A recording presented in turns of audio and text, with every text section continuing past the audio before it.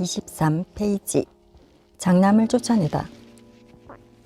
물론 이런 인간이 어떤 양육자였으며 어떤 아버지였을지는 충분히 상상할 수 있는 일이다. 아버지로서의 그에게는 응당 일어날 법한 일이 일어났다. 즉 그는 아젤라이다 이바노브나에게서 태어난 자기 아이를 아예 완전히 내팽개쳤는데, 이는 아이에게 원한이 있어서도 부부간에 무슨 모욕적인 감정이 있어서도 아니고 그저 아이의 존재를 깡그리 잊었기 때문이었다. 그가 눈물을 찔찔 짜며 하소연을 늘어놓아 모든 사람들을 질리게 해놓고서 자기 집을 방탕의 소굴로 바꿔놓는 동안 3살배기 소년 미차를 거둔 것은 이 집의 충직한 하인 그리고리였으니, 그때 그가 신경을 쓰지 않았다면 아마 어린아이의 속옷을 갈아입힐 사람조차 없었을 것이다. 게다가 어쩌다 보니 어린아이의 외가에서도 아이에 대해선 처음부터 잊어버린 듯 했으니 말이다. 아이의 외할아버지, 즉 아젤라이다 이바노브나의 아버지인 미우소프 씨는 그 당시 이미 세상을 떠난 뒤였다. 과부가 된 그의 부인, 즉 미차의 외할머니는 모스크바로 이사간 뒤 무척이나 심하게 아팠으며 누이들은 시집을 갔기 때문에 거의 꼬박 한 해 동안 미차는 하인 그리고리의 집에 머물며 마당의 오두막에서 살지 않으면 안 됐다.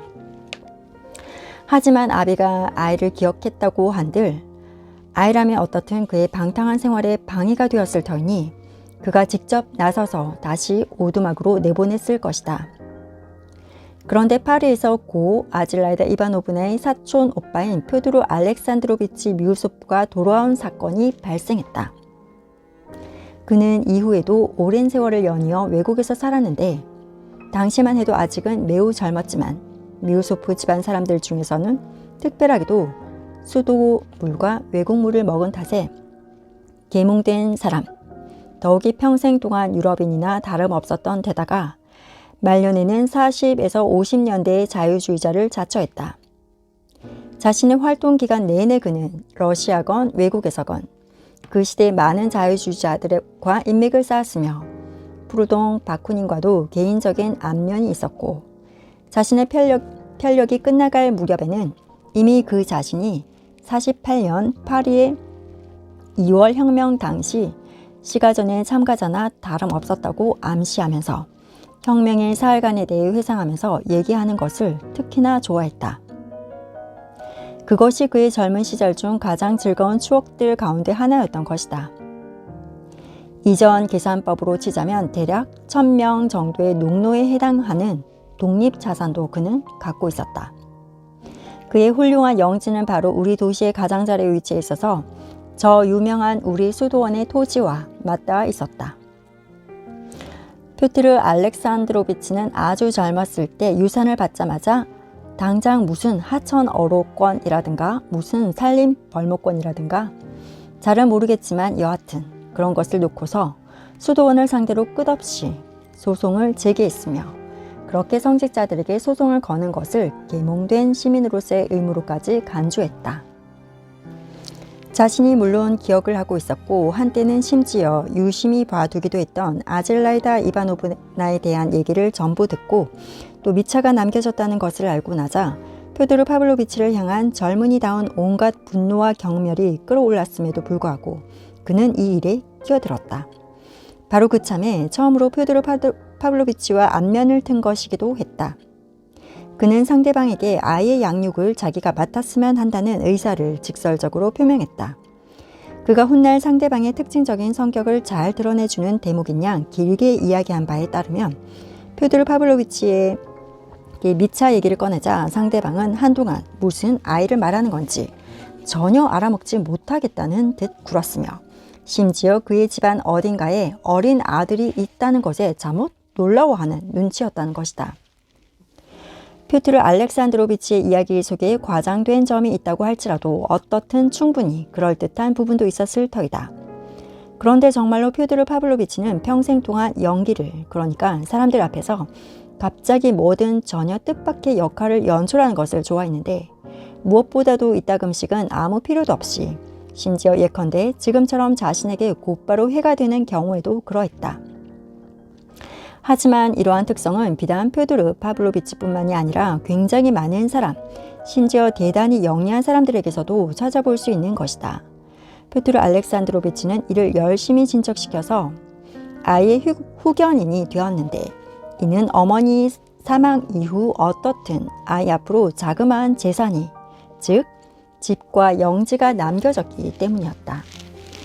이렇게 미차는 정말로 외종숙 집으로 옮겨갔다. 하지만 그에게 마땅히 자기 가족이 없었고 또 영지 수입을 정리하여 기반이 잡히기가 무섭게 장기간의 일정으로 다시금 서둘러 파리로 떠났기 때문에 아이는 그의 숙모 중 하나인 모스크바의 어느 귀부인에게 맡겨졌다.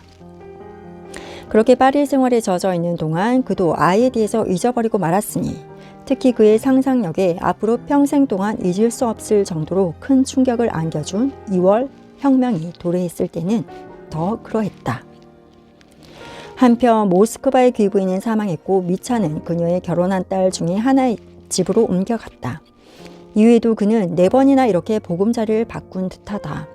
하지만 이 이야기라면 더욱이 퓨드르 파블로비치의 이 맏아들에 대해서라면 앞으로 이야기할 것이 많기 때문에 지금부터 장황하게 늘어놓지는 않을 것이며 그저 이 소설을 시작하기 위해서 없으면 안 되는 그에 대한 필수적인 정보들을 얘기하는 것에 그치도록 하겠다.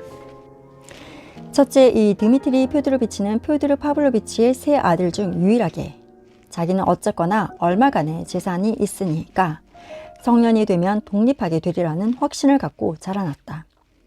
그의 소년 시절과 청년 시절은 무질서하게 흘러갔다.